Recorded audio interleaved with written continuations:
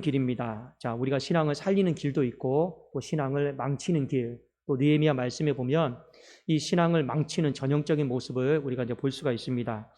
자, 우리가 읽었던 23절에서 29절까지의 말씀은 이 혼혈의 문제를 다루고 있습니다. 겉으로는 혼혈의 문제를 다루고 있지만 실상은 이 혼합주의 신앙에 대해서 성경은 이제 언급을 하고 있습니다. 어찌하든지 이 문제도 느헤미야가 잠시 페르시아에 다녀온 사이에 이 문제가 불거졌음을 성경은 우리에게 가르쳐주고 있습니다. 자, 그 당시에 이 혼혈의 문제가 만연했던 이유를 우리가 먼저 좀 아실 필요가 있습니다. 가능하면 한국 사람이 한국 사람과 결혼을 하겠죠. 근데 이 시대가 왜 이 혼혈의 문제가 만연했을까? 그 이유는 먹고 사는 문제 때문에 그렇습니다. 이 포로 시대를 마치고 돌아오는데 여러분 전부 다 너무 힘들어요. 집도 없고 먹을 것도 없고 너무 힘들단 말입니다. 그러니 힘드니까 마음에 맞는 사람과 가정을 이루어서 으쌰으쌰 힘내서 빨리 일어나야겠다. 그 집을 일으켜야겠다. 이런 생각을 당연히 하겠죠. 우리 옛날에 다 그래서 옛날에는 결혼을 좀 빨리 했지 않습니까? 자, 그런데 상대방 배우자를 고르는데 이 아무래도 먹고 사는 문제가 걸리다 보니까 이 재산에 대한 부분, 이 경제적인 부분을 무시를 못했습니다. 그러니까 내 동족은 재산이 별로 없어요. 그런데 상대방 이 믿음을 갖지 않는 사람은 재산이 많아요. 그러니까 타협하는 거죠. 저 사람과 결혼을 하면 경제적인 문제는 걱정하지 않아도 되겠다. 빨리 우리 가문을 일으킬 수 있겠다. 이런 경제적인 이유 때문에 이 당시에 혼혈의 문제가 만연했다라고 하는 것을 우리 먼저 아실 필요가 있습니다. 자, 그런데 문제는 24절이에요. 자, 24절 한번 봅시다. 그들의 자녀가 아스돗 방언을 절반쯤은 하여도 유다 방언은 못하니 그 하는 말이 각 족속의 방언이므로. 자, 보통 남자 쪽이 유다 백성이었고 여자 쪽이 이방 백성이었어요. 자, 결혼을 했는데 자녀를 낳았습니다. 당연히 어머니는 모국어만 가르치겠죠. 자신의 나라의 말만. 그러니까 그의 자녀들이 시간이 흐르면 흐를수록 유다 말을 못해요. 가르치지 않으니까. 나중에는 어떻게 됩니까? 결국에는 이 모국어를 하지를 못하고 이 이방인의 말만 하게 되는 거죠. 자신의 언어를 다 잊어버린 겁니다. 여러분, 자신의 언어를 유다 백성들이 잊어버렸다. 이거는 굉장히 큰 심각한 문제예요. 왜 그런지 아십니까? 하나님의 말씀이 언어가 다르니까 안 들려요. 하나님의 말씀이 읽혀지지가 않아요. 생소하게 되는 거죠. 그래서 여러분, 우리 일제시대 때도 잘 봅시다. 언어는 정신이에요. 그 민족이 어립니다.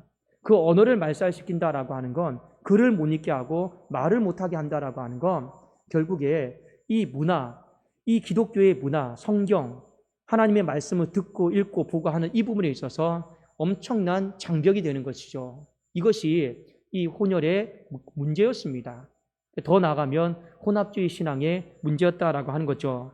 그래서 이 느헤미야가 돌아와서 이 유다의 남편들을 다 불러다가 크게 꾸짖고 호되게 야단치는 장면이 나옵니다. 자, 25절 보겠습니다. 제가 한번 25절 읽습니다.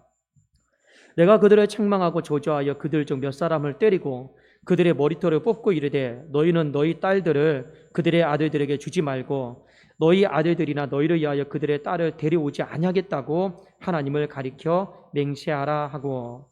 자, 느헤미야가 보니까 사태가 너무 심각해요. 사태가 너무 심각한데 지금 이 유다 백성들이 너무 안일한 태도로 지금 이 사건을 바라보고 있는 것입니다. 자, 여기 보면 저주했다라고 하는 건 대놓고 저주했다라는 게 아니고 우리가 이 문제를 계속 방치를 하게 되면 하나님의 저주가 임할 것이다. 그 성경에 나와 있는 거잖아요. 모세의 율법에 나와 있는 거죠. 그리고 여기 보면 머리털을 뽑는다. 자, 머리털을 뽑는다라고 하는 건 이 구약 성경에 보면 그 진노의 표현이 있을 때 이런 표현들을 간혹 가다가 이제 보여주었습니다.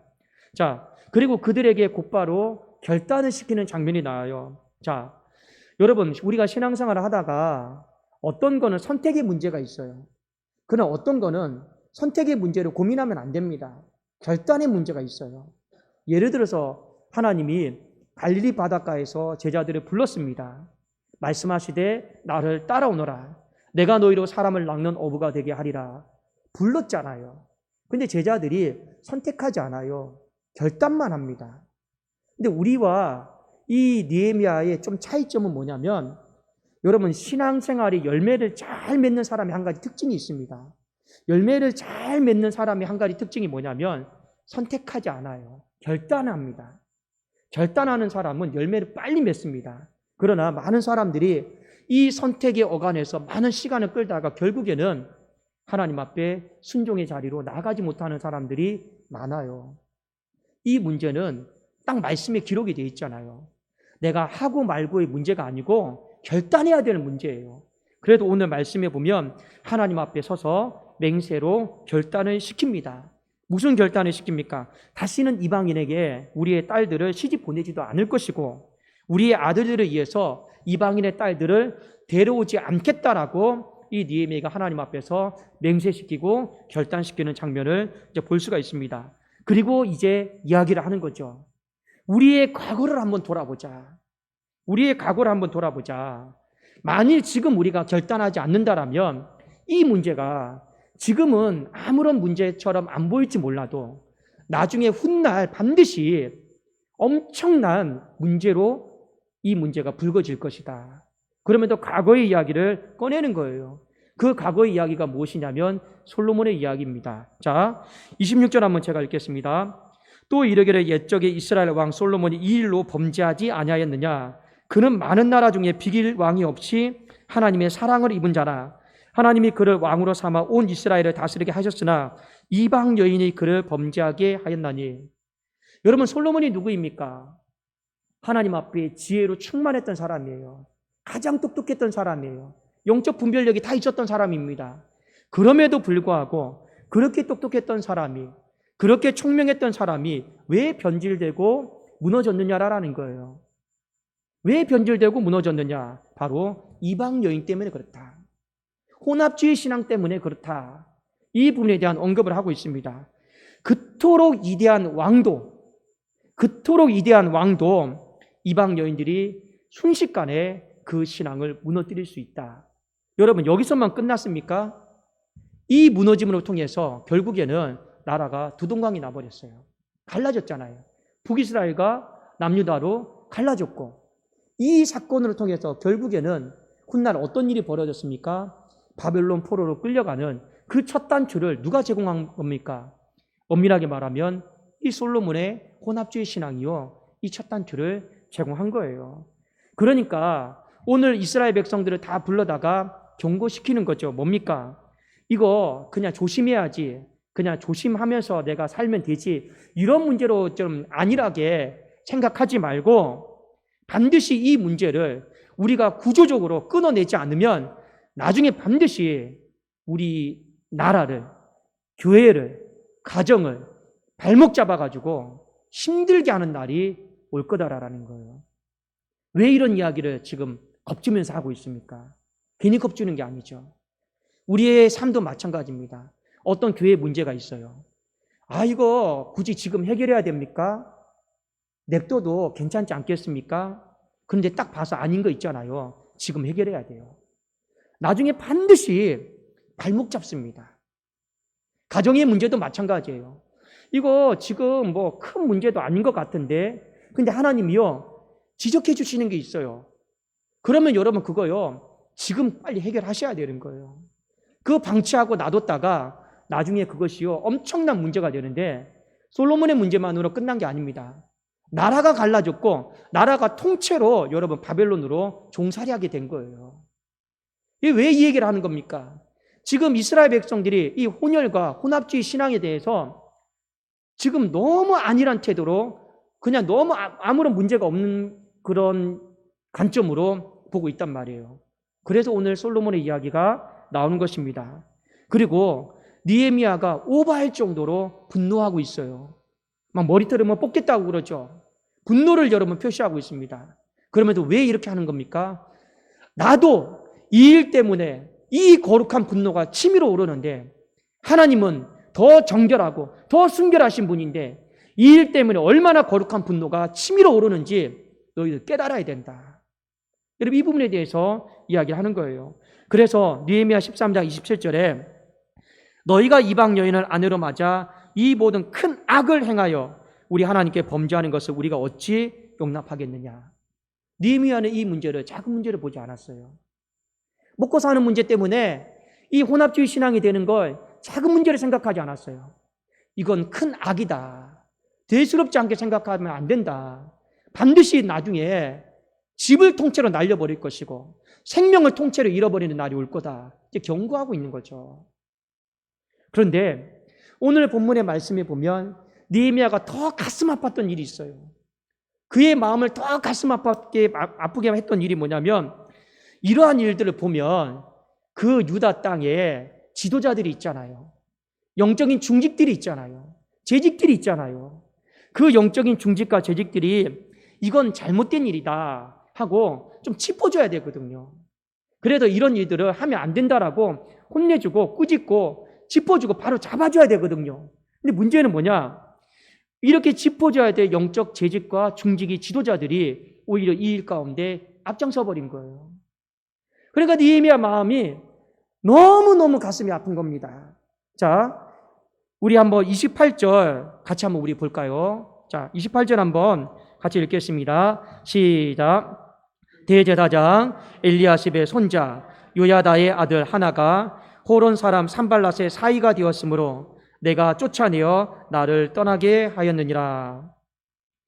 느헤미야가 이 당시의 대제사장 가문이었던 엘리야십의 가문을 통째로 추방시켜 버립니다. 여러분, 엘리야십이 누군지 아십니까? 엘리야십이 누구냐면 느헤미야 3장 1절에 보면 성벽 재건을 제일 먼저 시작했던 사람이에요. 제가 한번 읽어드릴게요. 그때 대제사장 엘리야십이 그의 형제 제사장들과 함께 일어나서 양문을 건축하여 성별하고 문짝을 달고 또 성벽을 건축하여 한미야 망대에서부터 하나넬 망대까지 성별하였고, 이 성벽 재건에 선봉에 섰던 사람입니다. 대제사장의 가문이었어요. 자, 느헤미야가 기한했던 시간이 BC 444년이거든요. 자, 기한하기 전에 이미 13년 전에 이 엘리야십은 대제사장으로서 직무를 감당하고 있었습니다. 자, 이 느헤미야 13장 마지막 이때쯤에 와서는 이제 대제사장 엘리야십은 소위 말하면 은퇴 장로예요. 원로 장로예요. 원로입니다. 원로. 이때쯤이면. 그런데 여러분 보십시오. 젊었을 때는 총기가 있었어요. 눈이 밝았어요. 성벽을 건축하는 일에 선봉에 섰고, 그런데 마지막에 어떻게 됩니까? 하나님께서 금지시키는 그 일 가운데 그냥 눈이 어두워지고 귀가 어두워지고 그냥 그것을 방치해버렸어요. 잘못을 짚어줘야 되는데. 그래서 느헤미야가 어떻게 하는 겁니까? 그 가문을 통째로 저 사마리아 땅으로 추방시켜 버렸습니다. 느헤미야의 아픔이었죠. 왜요? 그 한 사람의 가정의 문제가 아니라 공식적으로 하나님 앞에 기름 부음을 받았던, 공식적으로 제사장의 직분을 받았던 사람이었기 때문에 그래요. 근데 하나님은 이 부분에 있어서 제사장의 직분을 더럽혔다고 생각해요. 그 행위만 하나님이 문제 삼은 게 아니라 이미 그 옷을 입고 있기 때문에 하나님은 그 직분을 더럽혔다. 그래도 더 이상 이 땅에 있으면 안 된다 해서 쫓아내버린 거예요. 왜요? 이미 백성들의 마음 가운데 저 사람도 저랬는데 걷잡을 수 없는 불이 돼버린 거예요.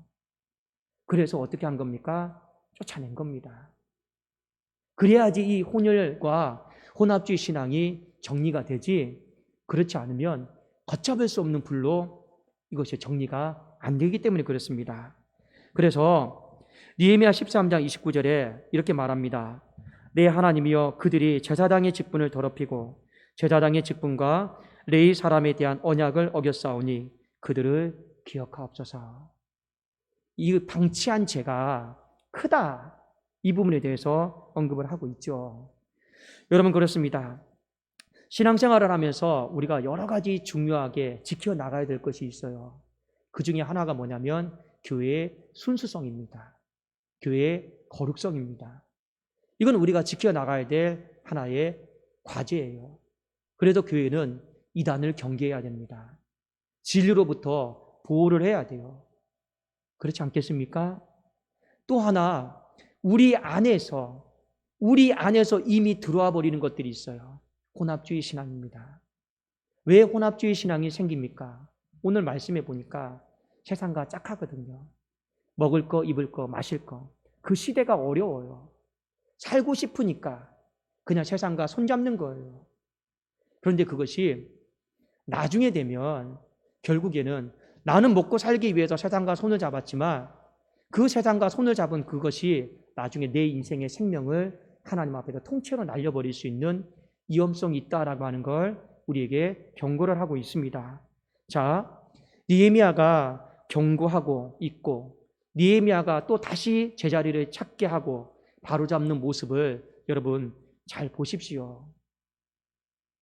우리에게 한 가지 필요한 것이 있어요. 먼저 우리 첫 번째 잘 적용점을 찾아봅시다. 내 신앙이요 순수한가? 그걸 한번 잘 마음속에 점검을 해 보십시오. 교회는요 순수해지잖아요. 그러면 거룩의 능력이 회복됩니다. 이건 100%예요. 근데 교회가 물질과 탐심과 어떤 더러운 것들이 자꾸만 들어오잖아요. 그러면 교회의 순수성이 파괴가 됩니다. 그러면 결국에는 그 교회는 껍데기만 남게 돼 있어요. 거룩의 능력이 떠나기 때문에 그래요. 우리의 신앙도 마찬가지입니다. 우리의 신앙도 여러분 순수성을 잘 유지하십시오. 다시. 그래야지 거룩의 능력이 회복이 되는 거예요. 그냥 껍데기만 유다 사람, 껍데기만 유다 말을 할 줄 아는 그런 사람 말하면 안 되고 우리는 영이 하나님의 나라의 말을 할 수 있어야 되고 하나님 나라의 언어를 말할 수 있는 그런 사람 되어야 되지 않겠습니까? 우리 분명히 보통 묵도할 때 그러잖아요. 예배 드릴 때 뭐라고 합니까? 하나님은 영이시니 영과 진리로 예배할지니라. 이게 여러분 무슨 말입니까? 예배를 드리면서 껍데기로 드리지 말라라는 거예요. 입술의 고백하지 말고 행위적인 고백하지 말고 영으로 하라는 거예요. 내 영에서 나오는 고백, 내 영에서 선포되어지는 여러분 기도, 찬송, 내 속에서 나오는 그런 고백, 그런 찬송, 그런 기도, 그런 말씀 하나님이 우리에게 요구하시는 거죠. 그게 바로 하나님은 영이시니 영과 진리로 예배드리는 자의 모습 아니겠습니까? 그렇게 하려면 어떻게 해야 됩니까? 신앙이 이것저것 섞여 있으면 안 돼요. 그렇게 하려면 어떻게 해야 됩니까? 다시 한번 내 안에 순수한 마음이, 하나님을 사랑하는 마음이, 그분의 거룩함을 갈망하는 마음이 회복되어야 될 줄로 믿습니다. 이게 우리가 회복 과제예요. 또한 오늘 말씀을 통해 우리가 한 가지 두 번째 적용점이 무엇이냐? 주변에 딱 보면 신앙을 망치는 길로 가는 사람이 있어요. 그게 보여요. 그런데 특히 영적인 재직과 영적인 중직들은 딱 봐서 이 사람이 신앙을 망치는 길로 가고 있다 하면 방치하면 안 됩니다. 여러분 그 방치한 거에 대해서 하나님은 책임을 물으셔요. 그 죄가 작다라고 말씀하지 않습니다. 여러분 기억나십니까? 빌라도의 죄가 크다 했습니다. 빌라도가 실질적으로는 예수님을 살려주려고 했어요. 그러나 민중의 어떤 군중 심리 때문에 항의 때문에 결국에는 넘겨줬거든요. 그래도 빌라도는 나름대로 난 손을 씻었어요. 난 이것에 대해서 십자가에 대해서 무죄하다. 그때 예수님이 딱 집어서 뭐라고 말씀하셨습니까? 넘겨준 자의 죄가 더 크다고 했습니다. 그러니까 뭡니까? 방치한 자의 죄가 더 큰 거예요. 나는 직접적으로 피 묻히지 않았다. 손대지 않았다. 이게 아니고 그래도 나는 손을 씻었는데 주님은 그 와중에도 방치한 자의 죄, 넘겨준 자의 죄가 크다라고 했습니다. 여러분 부부의 신앙도 서로 잘 점검을 해주세요. 딱 봐서 신앙을 망치는 길로 가고 있다. 바로 잡아주셔야죠. 방치해버리면 안 됩니다. 자녀들의 신앙도 마찬가지고 우리 교회 학교도 마찬가지입니다. 우리 교육자들도 교사들도요. 아이들의 신앙을 보고 학생들의 신앙을 보면서 방치하면 안 돼요. 딱 여러분 딱 보이지 않습니까? 그럼 어떻게 해야 됩니까? 다시 한번 제자리를 찾을 수 있도록 우리는 권면하고 또 경계하고 타일러 주는 거죠. 오늘 이 부분에 대해서 하나님은 영적 중직과 재직들에게 끼어 있어야 된다. 방치하면 안 된다. 그 책임에 대해서 분명히 말씀을 하고 있습니다. 여러분 오늘 이 말씀을 다시 한번 우리가 기억하시고 우리 교회가 다시 이제 시작하기를 원하고 있잖아요. 이왕에 다시 시작하는 이 길, 망치는 길로 가지 마시고 망하는 길로 가지 마시고 우리 생명의 길로 회복의 길로 우리 교회가 우리 가정이 우리의 신앙이 다시 한번 일어날 수 있기를 우리 주님의 이름으로 축원합니다. 기도하겠습니다. 살아계신 하나님 아버지, 다시 한번 우리 안에 있는 불순물들과 혼합주의를 잘 점검하게 하시고 또 우리 또 영적인 재직들과 중직들이 끼어서 기도하고 또 우리의 모든 가정 안에서 교회 안에서 하나님 망치는 길로 가고 있는 이들을 보면서 방치하는 일이 없도록 다시 한번 하나님 우리 안에 권면의 열심을 허락하여 주시옵소서. 그리함으로 다시 한번 우리 교회가 거룩한 교회를 세워지게 하시고 거룩의 능력이 임하게 하시고 가정과 우리 성도들의 모든 신앙이 거룩한 삶으로 거룩의 능력이 임하는 자로 하나님 회복되게 하여 주시옵소서. 예수 그리스도의 이름으로 기도드리옵나이다. 아멘.